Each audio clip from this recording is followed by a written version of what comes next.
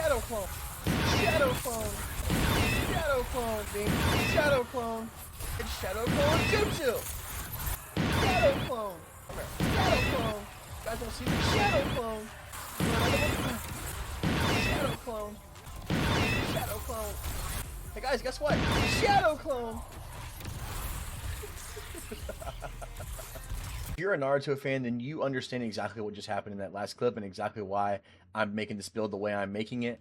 Last night, my friend and I were farming the Dual Destiny quest that Bungie released on Tuesday that allows us to get our exotic class items, which has 2 perks from other exotic class armor pieces combined into one. Now, it is limited to a few different combos. I say a few, but it's quite a bit. But the combos are kind of insane with some of the builds that we have.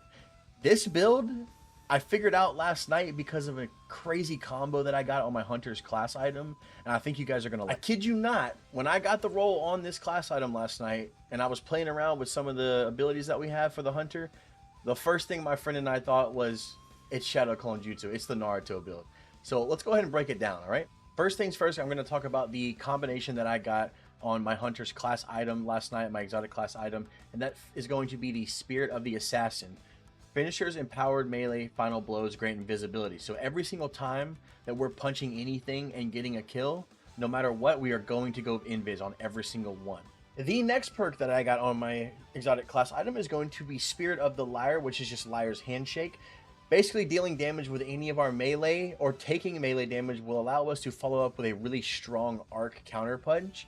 Basically, like stabbing the enemy with a little wrist knife, and does a lot of damage, and pairing this with a 1-2 punch shotgun is some pretty crazy damage for Hunter melees. Moving on to the subclass, we are on the Prismatic Hunter because if you do not know, the exotic class items only work with Prismatic subclasses. They do not work with other subclasses.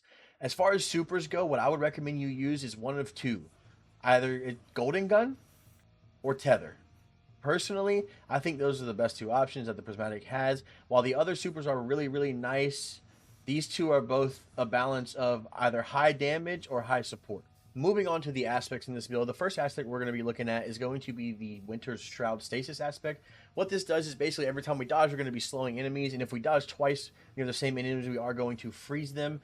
This is also going to give us some class ability regen, so that kind of helps if you're using something that's not giving you your dodge back immediately, but in this case we are going to be getting our dodge back immediately either way. Moving on to what we're going to be pairing this with as far as aspects goes is going to be the Threaded Spectre Strand aspect.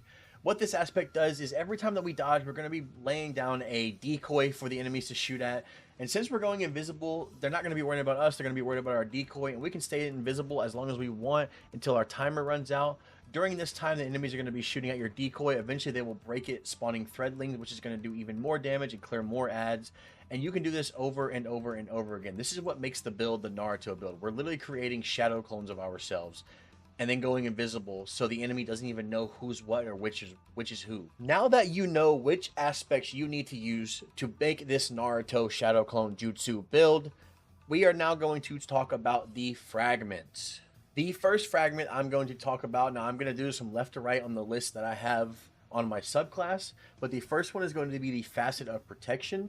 While we are surrounded by combatants, we are more resistant to incoming damage.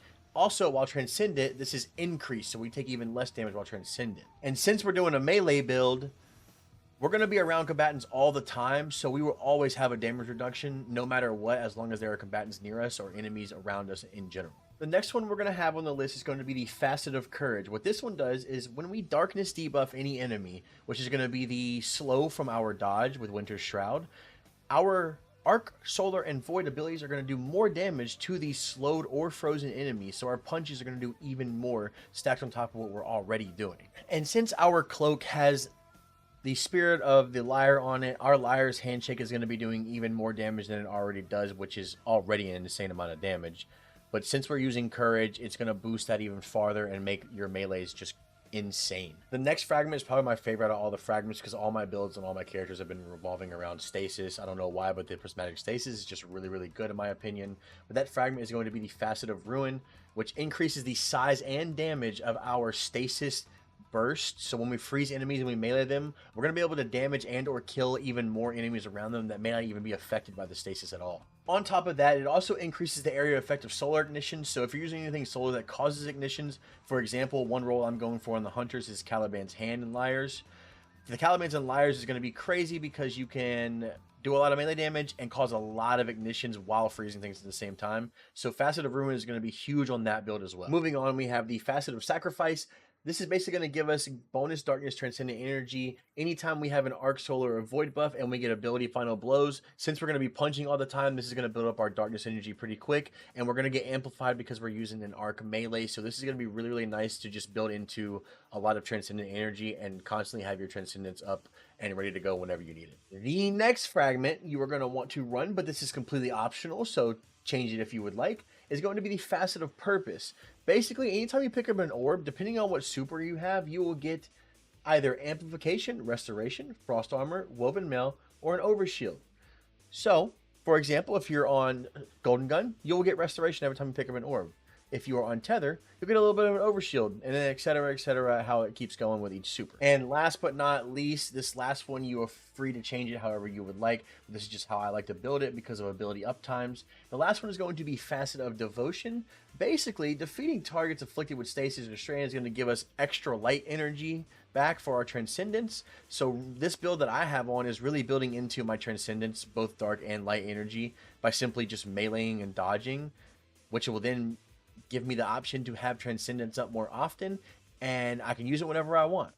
As long as I have it, I can use it. If all my abilities run out for some reason, I can pop Transcendence, do a little bit extra damage with my new Transcendent Grenade, and then I get all my abilities back. I think it works really, really well in sync with all the other abilities that we have and other fragments and aspects. But again, the last two are your choice. You can change it however you like. But this is just what I'm running for the setup. Now that you know the rundown of the setup, I'm going to give you a little bit of info on the loop on how you're supposed to do this if you don't know already. Basically, you're going to begin in a melee kill to start your combination blow, which is going to stack up to 3, allowing you to do more melee damage. Once you get a melee kill, you're going to dodge to start freezing enemies, which is going to give you your melee back because of the dodge that we're using. And then you're going to keep doing that over and over and over again. You're going to melee dodge, melee dodge. You're going to spit out clones everywhere. Your shadow clone jutsu is going to be showing heavily in every encounter. And you're pretty much unstoppable. With that being said, ladies and gents, that is going to be the complete build rundown for you guys, so you know how to set it up and a little explanation on how to use it if you did not know prior to watching this video. The melee build for the Hunter has been in the game for a very, very, very long time, but with Prismatic and the new class items, it is just insane. The Shadow Clone Jutsu build, as I am calling it once again, is going to be probably the most enjoyable build I have ever ran on the Hunter, and now that Prismatic is making it even better, I'm happy. I hope you're happy with this build, and I hope you enjoyed watching this video. If at any point in this video you found it helpful or you found it enjoyable to watch, please consider leaving a like and subscribe. It is very, very appreciated, and I will see you guys in the next video. Peace.